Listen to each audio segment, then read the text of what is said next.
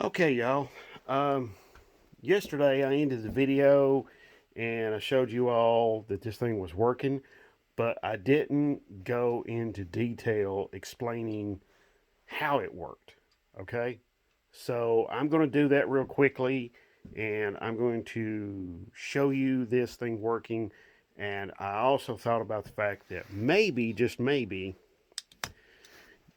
it would be nice to see this sparking over here, the spark plug sparking in the dark. So I'm going to take the cap off and I'm going to let you all see the a little bit more of the details. Okay? All right. First of all, this is a mechanical ignition system. Okay? There is no brain box, there's no electronics. This is a ballast resistor. Okay? That's all that is. Now, that being the case, that basically means that how power is transferred from the battery here at the positive post through this wire. What happens is it comes through this wire to one side of the ballast resistor, comes out, it gets cut down, reduced down, comes out, goes through the wire to the positive side of the coil. Okay, you see the little positive sign, little plus sign. Then it goes over here to the minus side or the negative side of the coil, and then comes through the wire to into the distributor. Okay, and then it goes here to the points. All right, then of course you've got the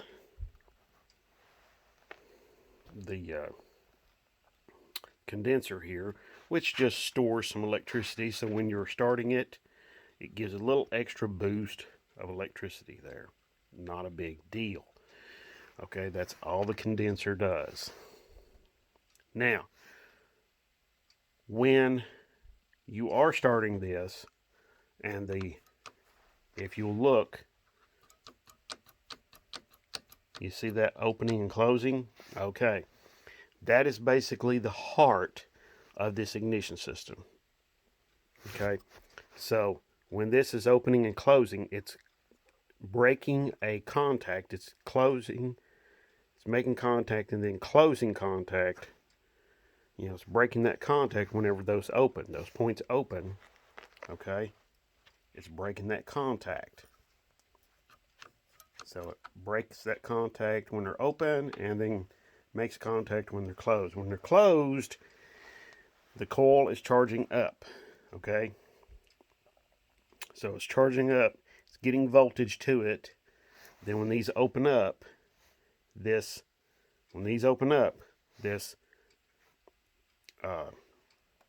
allows the fire to come through the coil. Okay, so when this opens up, it signals the coil to fire out of this tower here. Okay, now that is you can correct me if I'm wrong, but I believe this is the primary side. But it does come through here, comes through here, through the coil wire into the distributor cap. You'll notice you have a center point there in the middle. Okay, that makes contact with a little springy deal here on the rotor button, which is connected to this little contact right here, which goes and makes contact with all those ones around on the outside center. Okay, that, as you will see here in a minute, comes through here, and this is grounded. Okay, see right here. So the distributor body is grounded to that. Now, for some of y'all, this is a really nice, easy way to learn how this entire setup works. Okay, it's not entirely the most difficult thing in the world when you've got it set out here in the open and you can see it. Okay, it's just easier to to see it in the open and to see it all simplified. Okay, so what I'm going to do next is I'm going to do something here. I'm going to go and I'm going to turn this light on, and then I'm going to turn the overhead lights off, and then I'm going to let you see this plug firing when I hook everything up here. Okay, I'll be right back.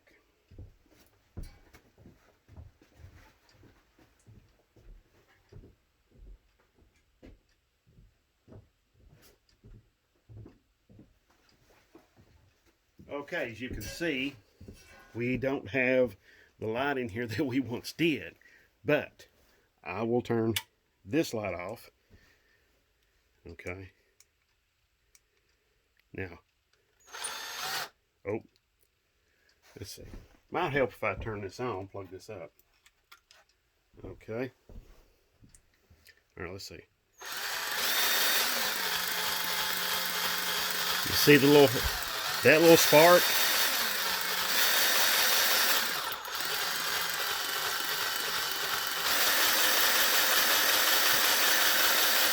Oh, you see the other little spark over there? That's the coil. That's coming off the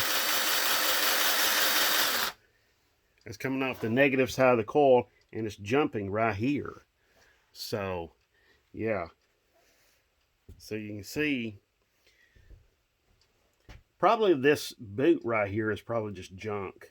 But, hey, you know what? This works. So, I'm pretty happy with that. Okay? All right. Now, let's move on to something else. Be right back. Okay, I failed to mention to you that the other reasons, why they went away from this was because this rubbing block right here would rub on that points cam and would wear down. Okay, and also the contact points right here would wear down and they would increase their gap. Okay, now when that happened, then you would get less performance, you would get fuel economy would suffer a little bit, you would have several other issues that would develop from that. Drivability would suffer some. There would just be, 2 or 3 different things that would come about because of that. So, the main thing what they would do is they figured out how to do it electronically, like this. As you can see inside here, the rotor button, you can see there is no points, there is nothing rubbing anything, there's nothing in here rubbing, or there's very little in the way of moving parts. Okay, so now you'll also notice that while the points are missing from the electronic distributor, you will also notice that the points and condenser are missing, but you'll also notice that a lot of stuff inside there, outside of that, is really, really similar. There's not a lot of differences there. So, yeah, see? Yeah, your points, may be missing, but outside of that, this is not really all that different. So, okay. So, there we go. I've got this damaged, forgotten, and distributor to actually work and run very, very well. Alright, so that's great. Now, next, what am I going to do? What's the next trick? Well, I think I'm going to take this guy here, this distributor, and I'm going to hook it up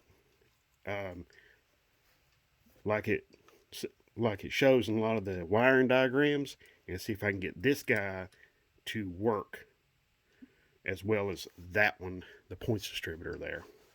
Okay, so, all right. So first of all, I'm going to need to probably chuck this up in the vise, just like I did the other one. Okay. Then I'm going to need to come up with some wires, and I may reuse that baluster resistor too.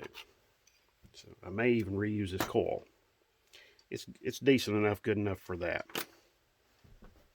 So, all right, I'll be right back.